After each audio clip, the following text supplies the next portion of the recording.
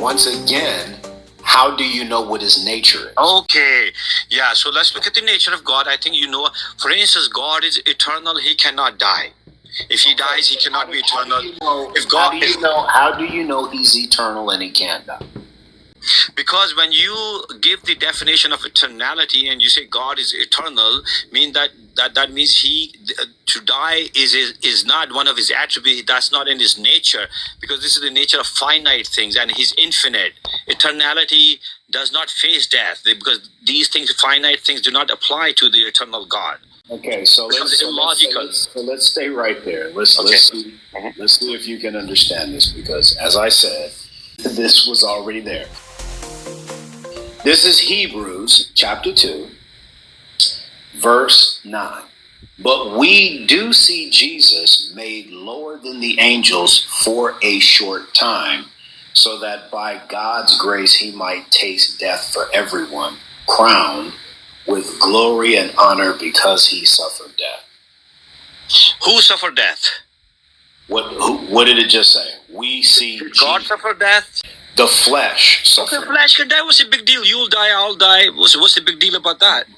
Okay, so once again, you're going to continue to ask questions about things that have been revealed and claim I don't have to accept them because they don't make sense to me. Right. Come, let us reason together, said the Lord, prove all things, right? This is how you differentiate between falsehood and what is true.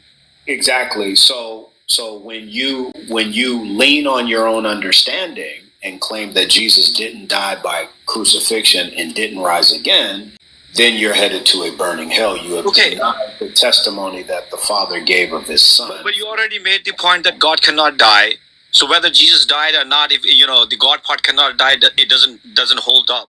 It holds up perfectly because neither the Old Testament, New Testament, nor the Quran teach annihilationism, that when somebody dies, they cease to exist. Okay, so you're making my point. This is why when the flesh died, and I went through this with you before, but like I said, it's like talking to a monkey, right? Okay. All right. Okay, monkey wants to know. Monkey is still a rational animal. He wants to know. But you've been given the answer to the question.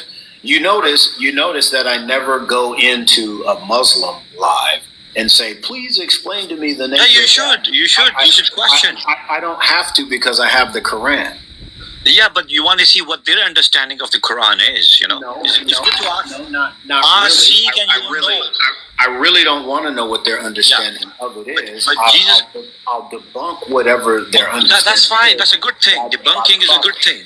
So, but what you do is you live under this idea that Christians actually believe things that are contrary to their scriptures, and we don't. That's a lie taught in Surah 3, Ayah 79.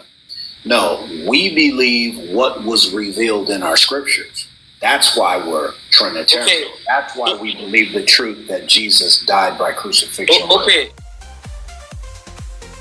When you lean on your own understanding and claim that Jesus didn't die by crucifixion and didn't rise again, then you're headed to a burning hell. You have denied the testimony that the Father gave of his Son.